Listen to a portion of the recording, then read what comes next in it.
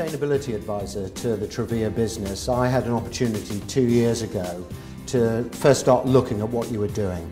I was pretty impressed. But as we all know, there's a lot further that needs to be done. We're excited to update our sustainability report and progress against our metrics. We started over 7 years ago. Then our sustainability program came to be, and it really is set on 3 pillars. The first one being sourcing and sourcing responsibly. The second pillar is stewarding natural resources. And the third pillar is sharing.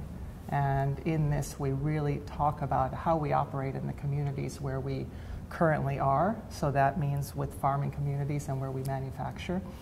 What are you most proud of? What are your best achievements, would you summarize? I'm really proud of the Sustainable Agricultural Program and that footprint. It's such an ability for us to work with our growers. And over 500 growers have been trained on this and implemented this in the fields. What about the other sides of the business? What about other ingredients that it can be used in?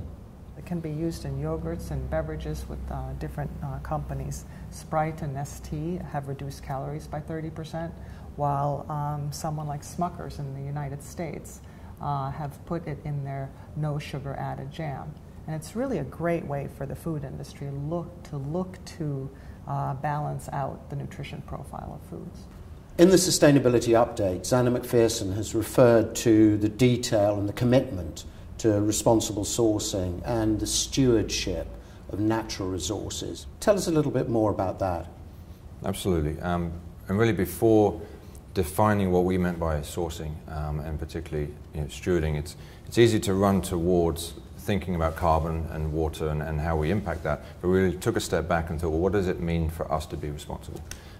We have many stakeholders, many partners in the Truvia business globally, and really the foundational principle was to treat them with dignity and respect wherever we are, whether that's in the communities in which we operate, all the way through business partners and to the consumer. It's important for us in the relationship, particularly with farmers, to make sure that the value proposition which the consumer is buying into goes all the way back to the field and all the way back to the farmer.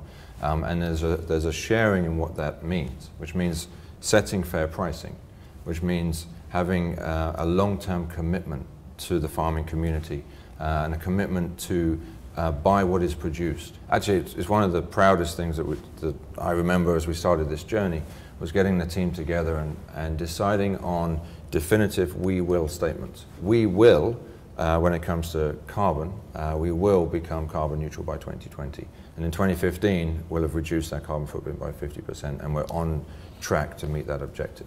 When it comes to water, our net depletion, we will have reduced that by 25% by 2020. When it comes to waste, throughout our supply chain, we will reduce that by 50% by 2015. And in terms of land use, we need to make sure that the places that we go and encourage development aren't protected areas, are places where it makes sense for that community to be growing a new crop agriculturally. In any sustainability program, one always hears a lot about corporate social responsibility, but it's a term that is misused, that a lot of people are skeptical about. What does corporate social responsibility mean for the Truvia business? I think it helps to first start by just breaking down what that term itself means. And so doing things responsibly means making wise decisions for the long term. Management decisions, business decisions, social decisions. And so we're looking for programs with purpose, whether they are programs that we are implementing and designing ourselves, so the social components of our ag standard, or whether they are programs that we can enter into that have a broader social good. Obviously, in terms of the farmers and the processors, the growing communities, it's critical for them that they get a fair price, that they know that you're a responsible, reliable, helpful business partner. Is that all that they're expecting of you, or is there more? Well, that's where it starts. I mean, they have a need and a right to have a good, strong personal economy. And so the tools that we have in place to help take out some of the volatility in their system, give them better expectations for supply and demand, and having pricing structures that really are fair, that's baseline.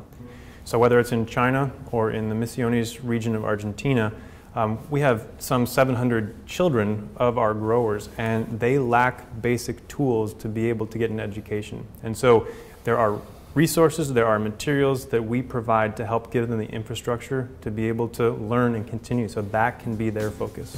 Well, it sounds really good, and I wish you all the well for the future. Thank you.